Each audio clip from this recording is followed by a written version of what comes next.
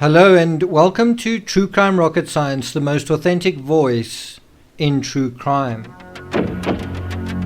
Today is the 15th of July. 2 years ago today, Chris Watts is on the line with Vivint, and what that clearly shows is that things were brewing about Vivint for quite a long time. You may recall Shan'ann's all-caps message about fix that sensor before I flip. That was actually sent 9 days earlier, right? So she'd been kind of at wit's end when she sent that message. 9 days had passed, and obviously within that period, Nutgate happened. So what I wouldn't be surprised was part of the fabric of discussions with Watts was, I think he was upset with her for what had happened with Nutgate. She was upset with him anyway about the censor and about his oddball behavior. So I want to refer to two Facebook posts that Shan'ann posted on the 15th of July, 2 years ago today. One is a sort of a green, that's green in the background, a green sort of plate or green slide from kidswithfoodallergies.org, and the message reads, "We are not overprotective, we're cautious, alert, always on, never wavering, planning, thinking ahead, just so our child can enjoy the same simplicities as every other child." And that's a quote by someone called Hauer. That's not entirely true. I don't think one could say that the aftermath on social media has got anything to do with allowing the child to enjoy the same simplicities as every other child. I mean, literally, the children wouldn't have kind of a birthday party with their grandparents because of Nutgate. So, although Shan'ann is being cautious and alert and always on, I don't think there was much thinking ahead, because if there was, you would probably not have done what had happened. Shan'ann did sort of say later on, I think in August, she said, should I maybe kind of apologize to them or something like that. She was kind of ready to extend a hand of forgiveness to his parents, I think. We'll get to that later on, but I think it's important to mention that I don't think what was done there was necessarily thinking ahead or planning, right? Was it overprotective? Yes. Was it justifiably overprotective? Possibly. Of course, if it's your own child, you want to protect your child. That's fine. But there's that, and then there's taking it further, where you blast somebody else and you say, "Well, I'm never going to set foot in this house again." That's beyond overprotective, I think.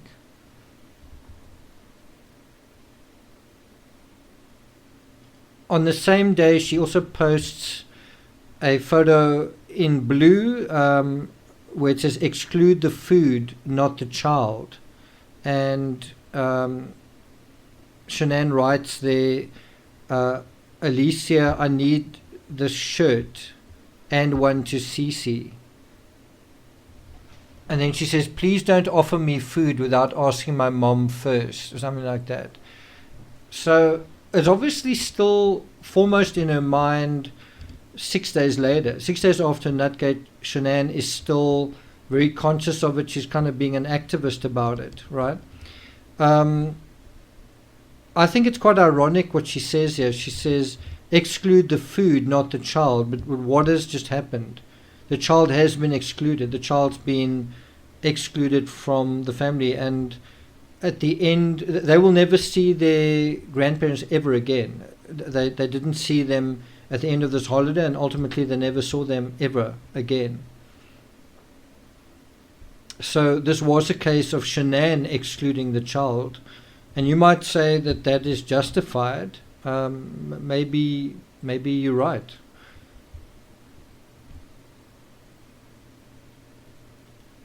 Do you think Watts thought so? Do you think if your child had an allergy and your spouse said, I don't like the way you did this, your child should never see your parents ever again, and they're very young little children, do you think that's justified?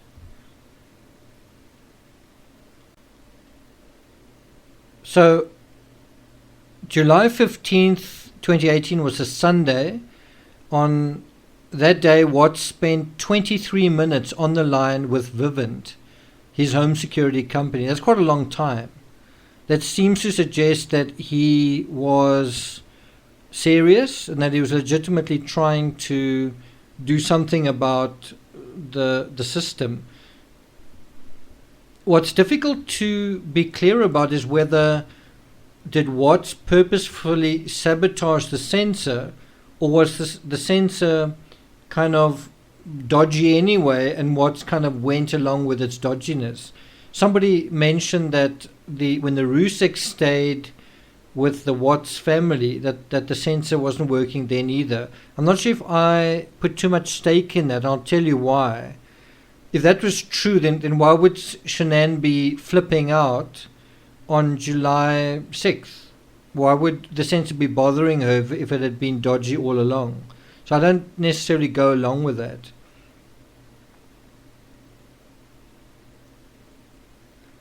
Watts' call to Vivint was prompted by a 5-minute call from Shan'ann about an hour earlier.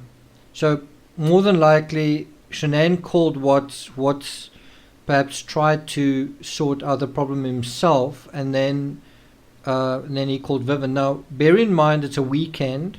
Chris Watts wants to spend all the time that he can in the loving embrace of, or even the lustful embrace of, Nicole Kessinger. So one's got to wonder, where is he when all of this is happening? Is he really spending all this time at home checking out sensors when he'd rather be sensing Kessinger? Now, bear in mind, Kessinger admits that she was at Watts' home on July 14th, which is a Saturday. What are the chances that she spent the night there and she was still there on the Sunday? I'm just saying, the fact that Watts was at home, doesn't that mean Kessinger may have been home, not just at his home, not just on the 14th, but also the 15th? If you go through the timeline, it refers to Watts calling Shan'ann and having an 8-minute conversation at 7:15 in the morning.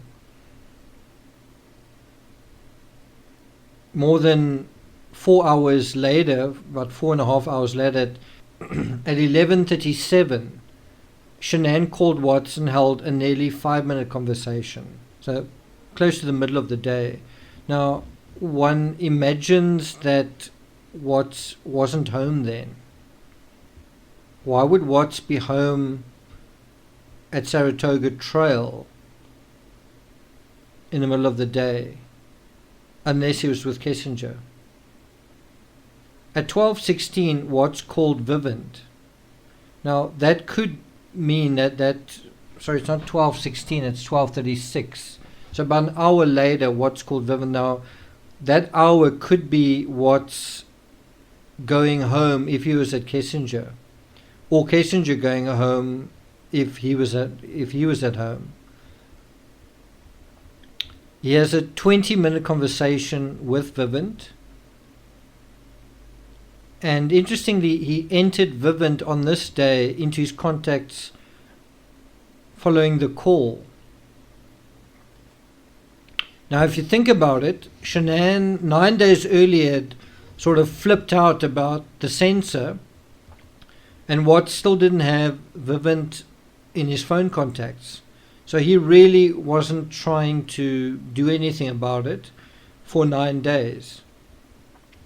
And here on the 15th, basically with a month to go, just less than a month to go before the murders, Watts puts Vivint into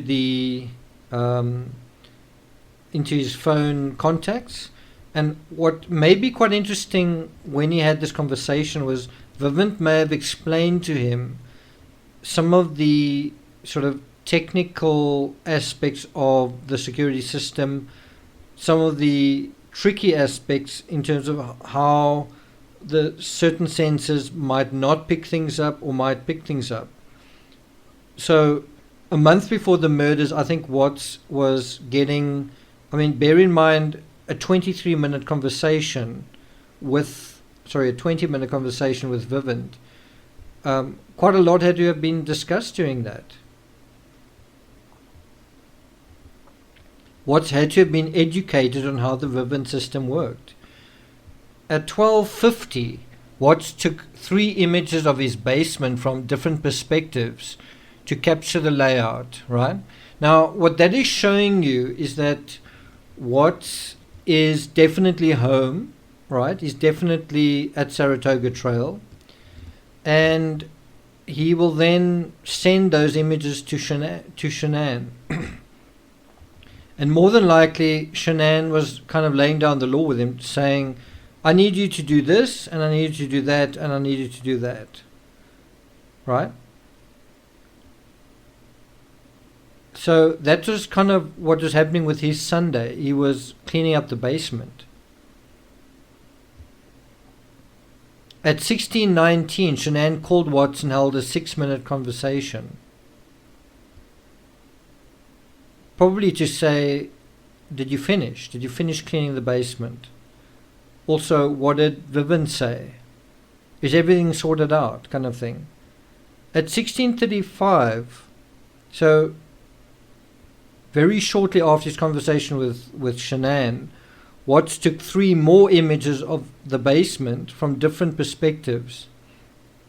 Now, the author of the Phone Data Review writes, I believe he was documenting the work he spent cleaning and organizing the basement as evidence in the photos, meaning he was proving to Shan'ann that he had cleaned up the basement. Now, you might think that that's a bit strange. You might think,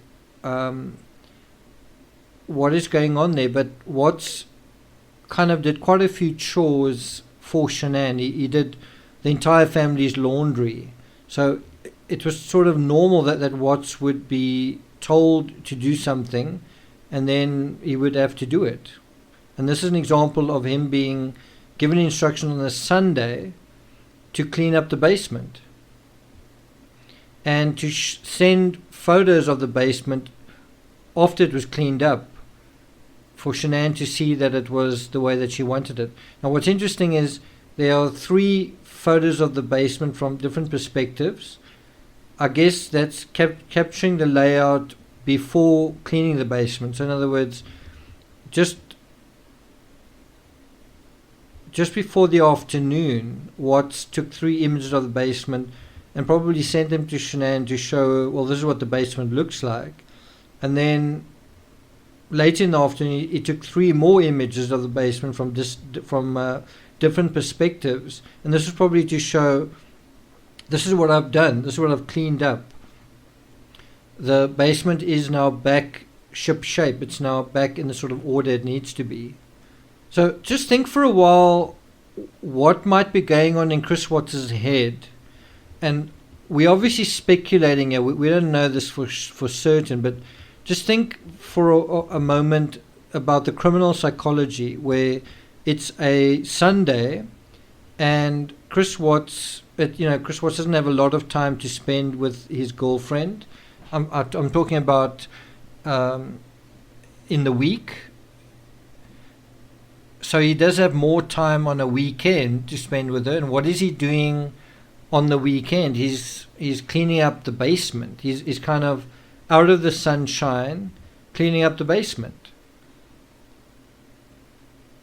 Do you think he's in a good mood? Do you think he's enjoying cleaning up the basement? Do you think a man who is cheating on his wife, but nevertheless taking instruction from her, is going to be enjoying spending the whole afternoon cleaning up the basement? I mean, do you think the basement is his stuff?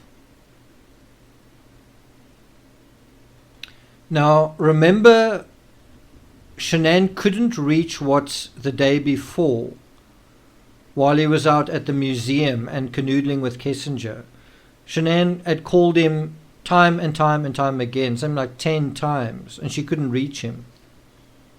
Well, on Sunday she did reach him, and this is what she wanted. She wanted him to clean the basement. Now, can you imagine if she'd somehow gotten hold of Watts on Saturday and he'd said something like, well, I just want to know, you're going to clean the basement today.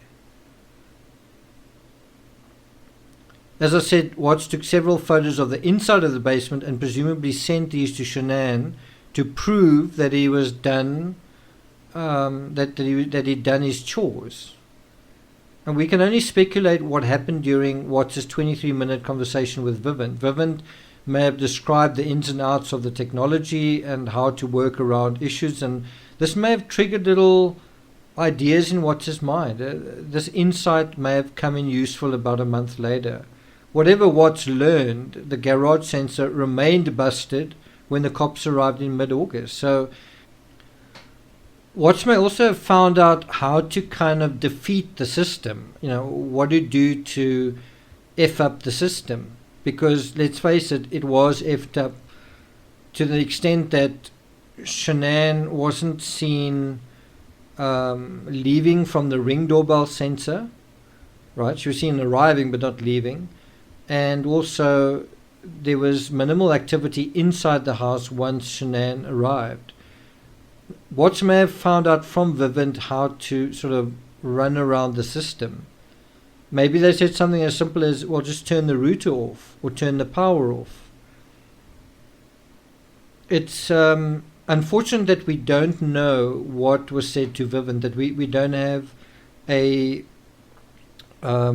interview with a Vivint personnel member who can kind of tell us, oh yes, Chris Watts called me, I spoke to him, and this is what we spoke about. In terms of the taking photos as evidence in terms of the basement or as an alibi for chores, this seemed to be part of a habit in the Watts household.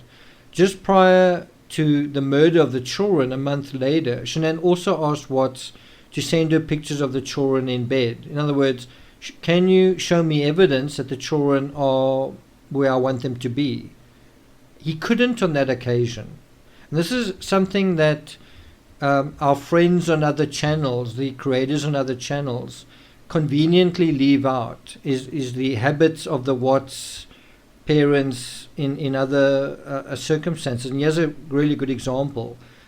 I want you to clean the basement, and then I want you to send photos that you've done that, right? And this is a month before the murders. Then a month later, I want you to do this with the girls. I want you to bath them or whatever, and then put them in bed, and then send me photos. And Watts can't do that. He can't send her photos. Why? If they were safe and sound in bed, it would be an alibi for him. So why not send the photos? I'll tell you why. Because he couldn't. Because they were dead. Not because they were murdered at the well site. Because they were dead then. Why were they dead then? Because he wanted to talk to Kissinger that night for 2 uninterrupted hours. It was the last opportunity he had to talk to Kissinger before Shan'ann arrived. From then on, there was going to be this difficulty unless Shan'ann was murdered. So that is the reason.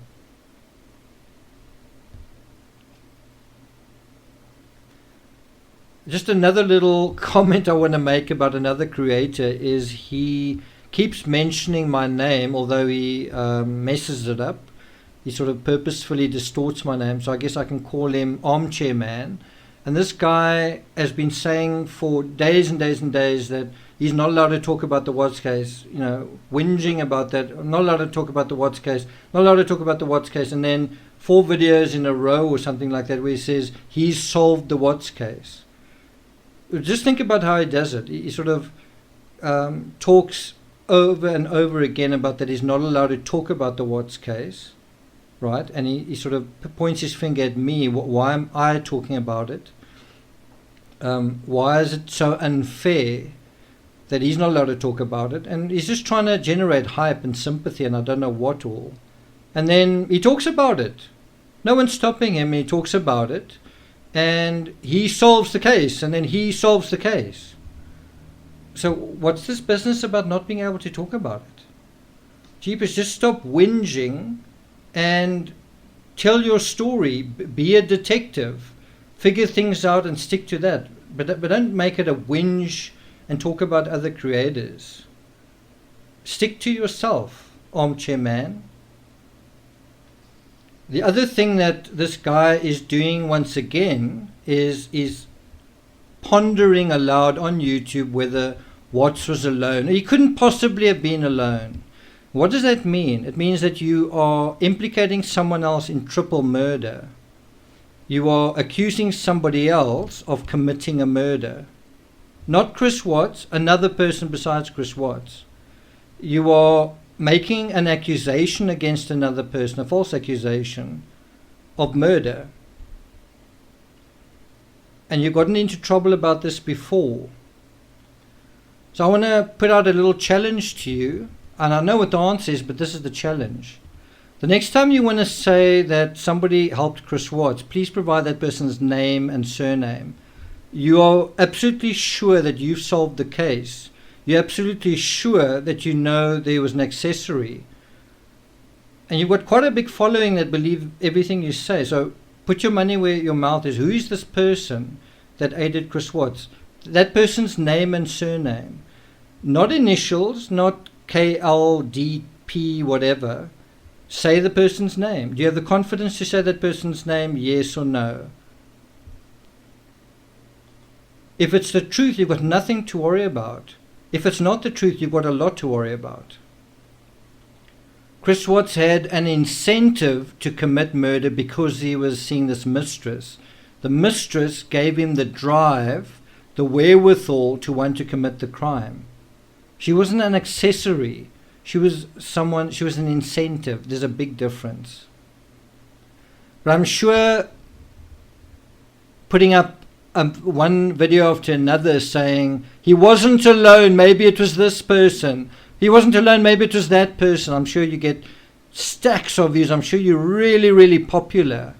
It's just not true. It's just not authentic. It's not trustworthy. That's just not what it is. I think 2 years after the fact, still playing these little games, it needs to stop. It really does need to stop. And if you'd like me to stop yanking your chain, stop mentioning me in your videos, right? Stop mentioning Rocket Man in your videos, okay? My name's not Rocket Man, Armchair Man, okay? Oh, it sometimes feels good getting a couple of things off your chest, especially after you sort of hold it back for a while. So that was episode 16 of the Phone Data Review. I'll be back tomorrow with episode 17 in the ongoing hashtag 2 years ago today CW series. Thank you for listening. If you haven't subscribed yet, please do. Like, share, leave a comment, and I'll see you guys next time.